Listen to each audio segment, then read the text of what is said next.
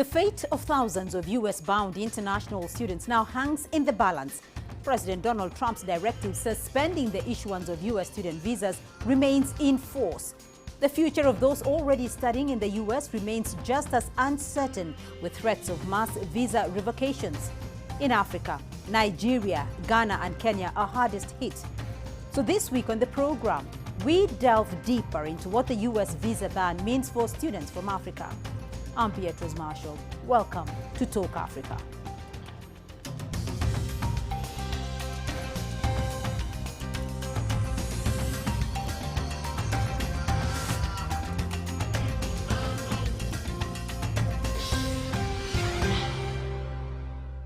For decades, many African students have chosen to study in the US, but not all have chosen to return home upon graduation. Before we begin our discussion, let's take a closer look at the numbers.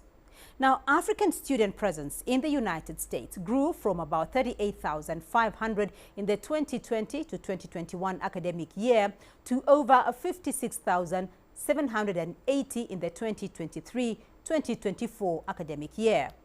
Nigeria, Ghana, Kenya, Ethiopia and South Africa had the highest number of students in the 2023-2024 academic year. Recent trends show an increased number of African students moving to the United States for higher education. Nigerians witnessed a 13% growth in the number of students traveling to the US, and Ghana had the highest growth rate at 45% from 2022 to 2024.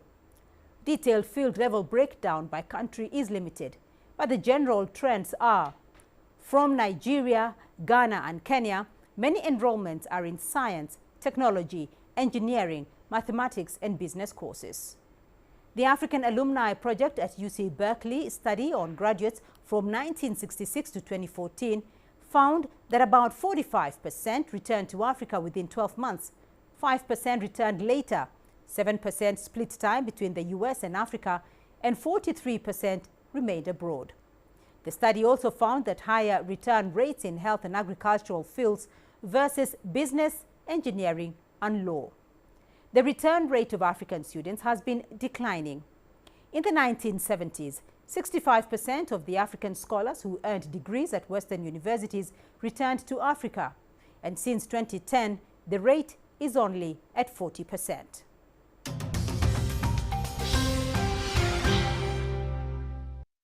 Well, joining me now to unpack the impact of Donald Trump's visa policy on international students are from Tennessee in the U.S., Alan Orr, Immigration Chair of the National Bar Association and past President of the American Immigration Lawyer Association.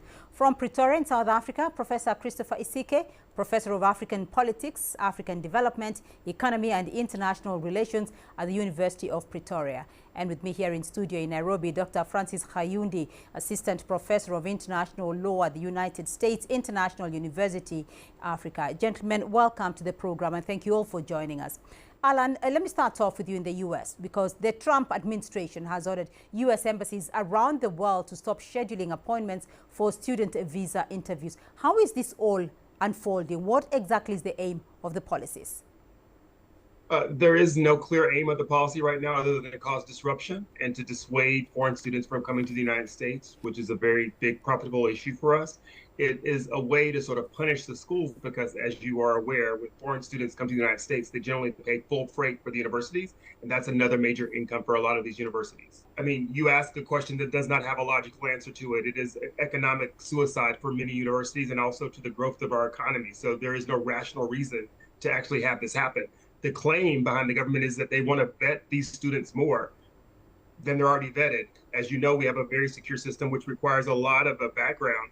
So if a student comes to the United States and they're going to write a paper about a concept, that's what part of learning is about. So the concept is really on a false premise that they want to extra vet these students, but there's really no rational reason to do this.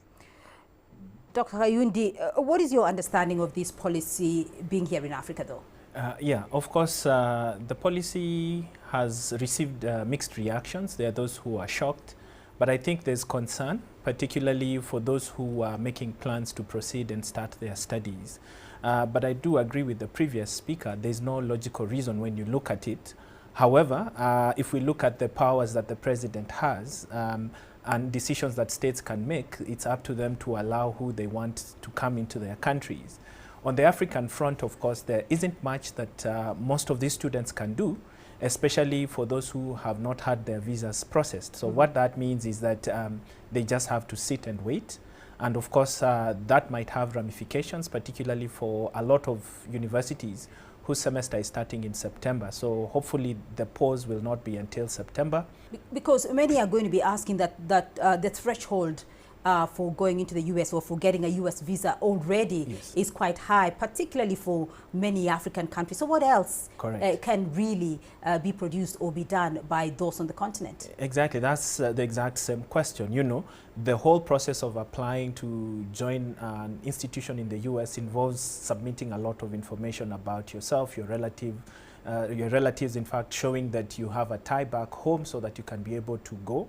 And in the recent past, we've also seen the rate of rejections, which have increased. So on that account already, it's a thorough process that is supposed to weed out people who would pose a threat. And naturally, we've not had a situation whereby threats to the US have originated from the African continent. So I think in this instance, we might have been collateral damage if you look at it.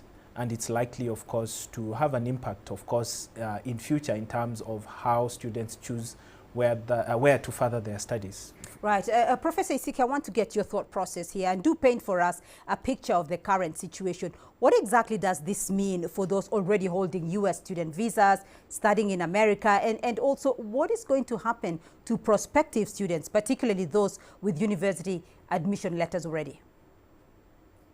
Just to add to what the colleague said earlier on about these emanating from the Project 2025, the playbook that seems to guide some of these policies. The thinking is also part of the wider immigration crackdown. And the thinking is that students coming to the US to study have been an easy pathway for immigrants to come from all over the world into the US. But what one of the driving factors has been the view that they have been bastions. Universities have been bastions for anti-Semitism. And many of those who participated in the anti-Israeli protests, during the periods of the war last year and the year before, were mostly students from outside, the US. So I think that those two factors have been a driving force, even though the Trump administration is well aware, may not be aware actually, because it seems that not much thinking goes into what they do about the wider implications for the United States.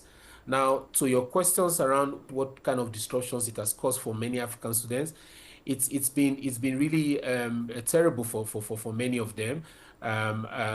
Some of them have actually been confused as to what to do. So what we have seen many of them do really is begin to wait and hope that things will change. And some of them have also started considering alternative study outlets, like in China. More of them want to go to Europe, for instance. So these have been some of the ways that some of these students have tried to cope with the widespread visa denials that they face. Right. So, Alan, let's look at that potential wider implications, particularly for the United States here, because foreign students do contribute billions of dollars annually to the U.S. economy. And we did see some statistics that indicated that in the academic year 2022-2023, about 1.12 million students contributed about $50 billion in economic benefits just from that education year alone. So what impact will these policies, do you think, have on universities that rely particularly on international student tuition? I think you just laid it out pretty clearly. It's going to have a big financial impact as well as a cultural impact that students won't be allowed to come. I want to add a little bit more flavor to sort of the conversation about what students should consider. If you are a foreign student outside the United States from any of the African countries and you're considering coming to the United States within the next 3 years, I would reconsider that. Now's the time to make the plan to do something that might be more profitable to you, be it Canada, be it China, be it wherever it is in Europe, to be able to get an education. Because right now, the challenge to get here and not knowing if you'll be able to complete your education in the United States, and we've seen many visas terminated while students have been here, and the infrequency of travel is a problem. If you're a student and you currently have an F1 visa and you're in the United States, you have no problem with the current hold on the visa processing or the ban on I guess it's 12 countries, some of them are African countries, from getting student visas to come to the United States. So therefore you are fine. If you're waiting to get a visa appointment, you probably are not going to get that visa, and you should realign yourself to do something differently. So that disruption to the student's life is implemental into these universities. So from the continent, you're talking about 47,000 students potentially come to the United States a year that have been banned now from coming to the United States through the travel ban or through this visa delay, not including China and the other places, is going to be a dynamic impact on these schools in places that it's going to go. Are we going to feel it immediately? And just like tariffs, you're not going to feel it immediately, and you're not going to notice it immediately. But I think it goes back to what the professor said. There's also a platform of the widening of the immigrant that comes to the United States, as you've seen the Afrikaners be allowed to come in with a full freight right through refugee status. And we're sort of saying to Black countries, including the Caribbean, we don't need immigrants from your continent at this time. And so it's a broader message that it's sending to say, don't come here. Dr. Kayunde, is it time for African countries or African students to reconsider or to look for alternatives given the uncertainty of this visa application process? Definitely, yes. You know, when you think about it, as rightly mentioned, you know, there's been a pause to the plans that a lot of these students had in terms of furthering their education, and time is of the essence. So yes, there's need to look at options. Of course, options put forward include China, Germany, and all. But I also think it's an opportunity for African universities to jump in this and take advantage of the situation and see what they can do to convince the African students and also other immigrant students that they can get quality education on the African continent at a fraction of the price, and also contribute to the African economies, you know. And of course, certain regions stand out as hubs for this. Of course, South Africa is one of them. Nairobi also has promise, and also Nigeria. So it's a good opportunity.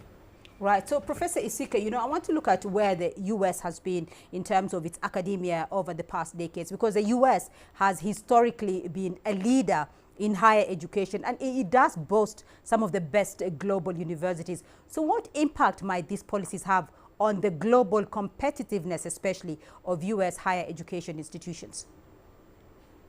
No, it's a lot, and this has really been a major bane of its soft power, right? So these bans are going to erode U.S. soft power and then also impact diplomatic relations. So it will make the U.S. lose influence, especially when you have promising African students now having to turn to China, to Canada, the UK, and other emerging hubs in Asia for higher education.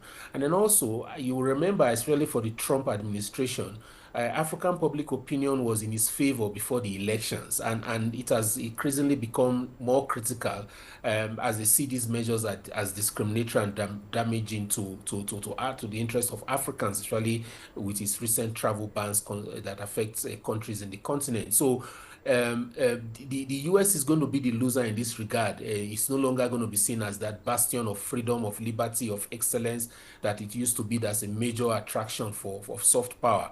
Then secondly, in terms of the impact on its higher education sector, like one of our colleagues said, the international student revenue in the U.S. in 2023-24 session alone was over $43 billion US.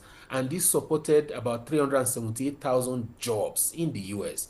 So you know, students from all over the world, you know, that pursue STEM and other graduate studies contribute meaningfully, you know, to the U.S. and this would affect the U.S. economy, affect academic excellence, and also, you know, bring it a notch down in terms of the pecking order of soft power. Right. So, Alan, do you see, I want to get your view here, do you see the U.S. coming out as a loser in these policies? And how exactly are U.S. universities responding to this decision? I mean, you've seen Harvard already sue with regard to their students. So they're going to be suing with regards to some of these programs that are happening. But I mean, much of the U.S. is going to do what everyone else is going to do, is try to wait this out for 3 years or 2 years to the midterms to see if we can get a change in the administration. I mean, the financial impact may move the government in a different direction. The United States, I'm American, so I'm proud to be an American, as everyone should be proud to be a member of whatever country they are. But the reason that America is what America is today is because of immigrants. It is the influx of those foreign students that have educated our students and made our universities the great things they are. And so by turning them away, we're giving the rest of the world the opportunity to catch up to the greatness that we have. And the beacon of light that we had, the democracy, the freedom of conversation that we had, the Constitution that we had, is being quelled in a way that we haven't seen before in this country's history, which may turn away a lot of people already to say that they don't want to live in some place that is not this free democracy, a place where they can learn, a place where they can experience and express whatever concepts they may have behind them, regardless of if it is that of the government at that time and place. But we're keeping out the very people that made us the great country that we are. And many of science and technology, many foreign nationals do that. As a matter of fact, the influx of the highest educated immigrants to the United States for the last 3 to 4 years has been from Nigeria. So we are literally hurting ourselves in the foot with regards to science and medicine by keeping the best performing immigrants that lead us to the best technology out of the country. All right, gentlemen, we're going to take a short break now. When we come back, we will look at what the future may hold for African students seeking university education in the United States. To stay with us.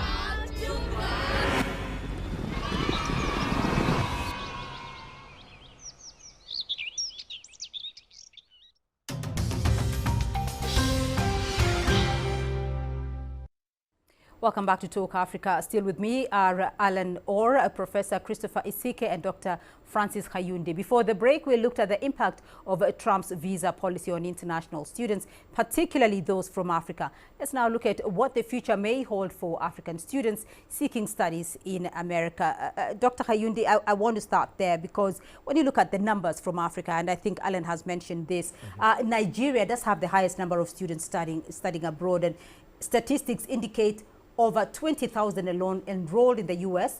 during the 2023-2024 year from Nigeria. Is this just a higher pathway for African students to the United States as immigrants, or what do they see as the benefits here? Of course, there are several considerations. Amongst them, of course, is being able to get what is considered quality education. Because if you look at the programs offered in the US universities, we have similar programs offered locally. But then you find that there's quite a lot of competition to get into some of these programs, and then now some people don't believe in the quality of programs. Then, as you rightly mentioned, there are opportunities to transition after school to work and such like things. I'm sure if we were to look at the statistics of some of the students, these international students who go to the US to pursue further studies, a big number of them don't return back home. You know, they get opportunities in the US where they are consumed into the economy, and they're able to transition and have better exposure in terms of putting into practice what they studied in school, and of course also earning salaries that are commensurate to what they have gone through in terms of the effort and being able to afford standards of living. Now, compared to Africa, of course, with many of the challenges that we have, most would seek to go and study in these international universities. And of course, the US has been a popular destination for international studies.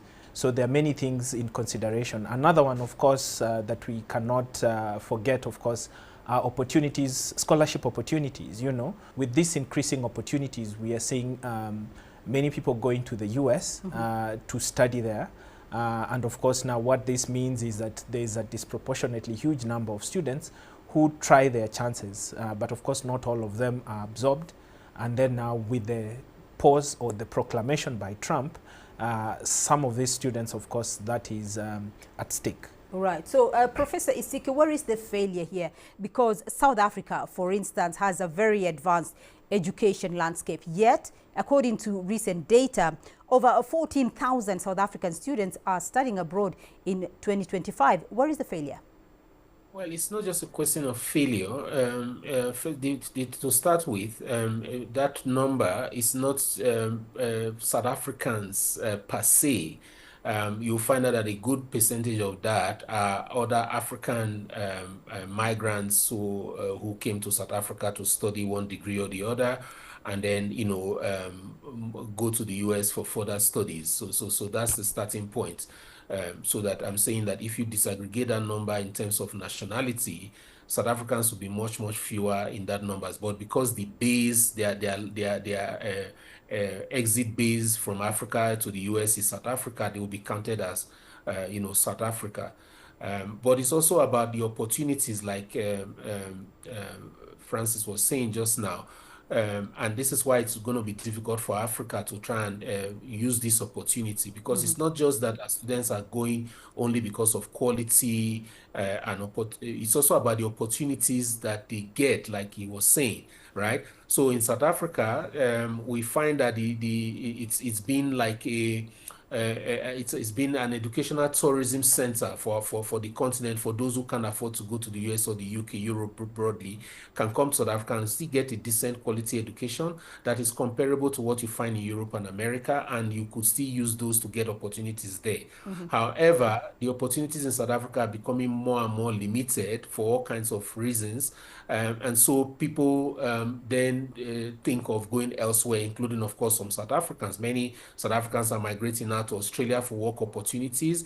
And these are South African citizens themselves who can't find jobs at home and are looking to go to Australia. So a lot of them then, including those African migrants who have been here, have become naturalized citizens, are also looking elsewhere, and they are part of that statistics, actually. Right. So, Alan, is there a concern, though, about the rate of returnees, particularly, from the foreign students? Is foreign education perhaps being seen in the United States as just another route for migration for African students? So it is, and they do not care. And it has been quite clear through this administration, as they also are moving to close 8 embassies on the continent of Africa. As I said before, there's a preference with a type of immigrant.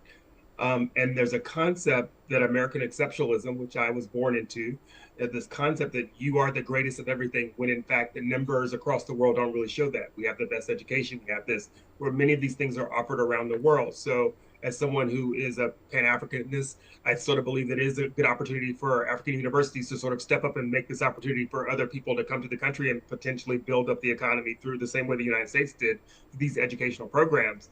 But in addition, you say, look around the globe, America isn't what it was at the time that you sort of see it. So why are you going to knock yourself up against a wall to get to some place that is saying to you, I don't want you here? Potentially, it is better for a person to go someplace where they can survive while we work out the things here in the country, because there are a lot of people who are born here and also immigrants that have come to this country. We're going to fight to make it back to what it was. But right now, we're not in that place. And we're sending a message, we don't want you. So why would you get in a place where you're going to fight the system for 4 to 6 years that may lead you with no degree and potentially some potential criminal background from the United States that will lead you to be barred from other countries? Right. So I want to look at alternatives for now as we wind up the program. And Professor Isike, let me start off with you, though.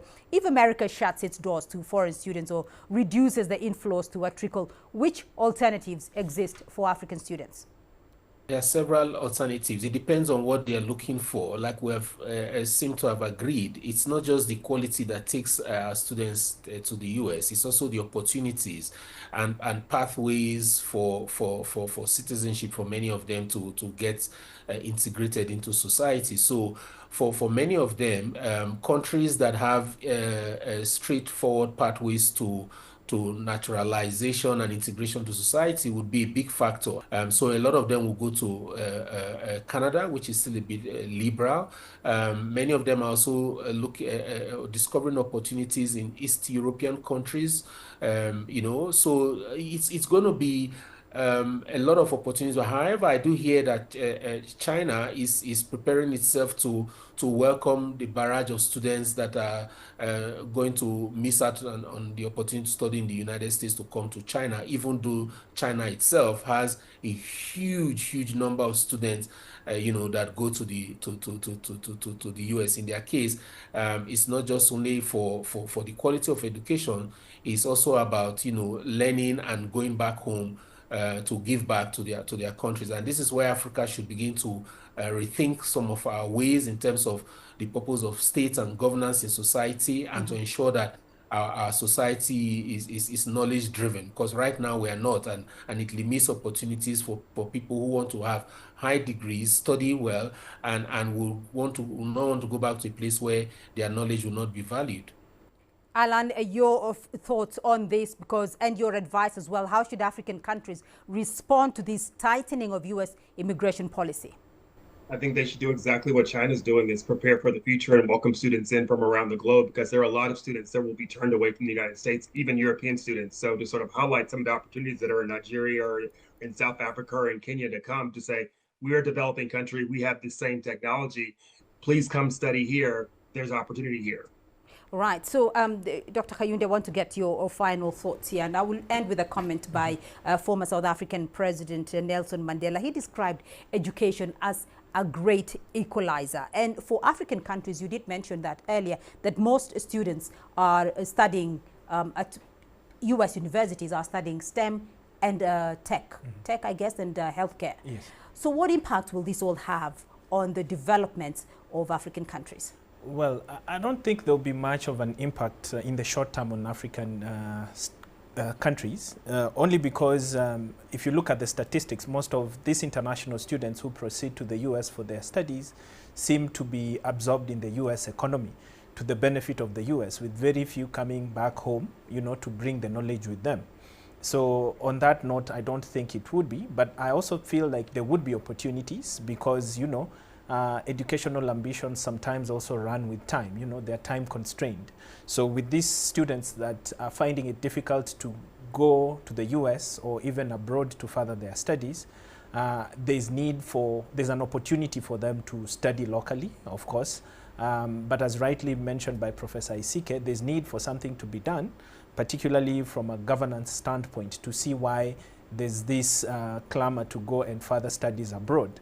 Also, as someone who's noticing trends in education, of course, I feel like in the meantime, as some of these students do wait, we are going to see perhaps an increase in online learning, whereby some of these students can start their studies while back at home, so that they don't waste on time, But of course, that might not be suitable for some of these students because most of them have ambitions to be physically in the US. And then finally, of course, I still would say that it's an opportunity for African universities to see what they can do, particularly in terms of upping their standards so that they are also attractive to these students, so that they decide to stay in their home countries or even within the African continent itself now to move. Of course, we know South Africa stands out as among the states where a lot of African students go to look for education. So it's an opportunity that can be exploited. And we tend to see this actually in countries like Nigeria and Kenya, and also I think Egypt, where we see some of these huge numbers. We either have branches of American universities or universities that have somehow rolled out their programs modeling from US universities. And part of the selling point always is that you can get quality education to the standards of the US locally without having to spend that much money. All right, yes. Dr. Kayunde, Alan Orr, and Professor Isike, thank you all very much for being a part of this discussion. But that's all we have time for on this edition of Talk Africa. A big thank you to our guests, Alan Orr, Immigration Chair of the National Bar Association and past President of the American Immigration Lawyer Association, Professor Christopher Isike, Professor of African Politics, African Development, Economy and International Relations at the University of Pretoria, and Dr. Francis Kayunde, Assistant Professor of International Law at the United States International University in Africa. Remember, you can be a part of this conversation online through our social media handles on Facebook and X. You can also catch the show on our YouTube playlist. Do keep the conversation going and join us again next week for more Talk Africa. For me, Beatrice Marshall, and the team here in Nairobi, until next time, it's bye-bye.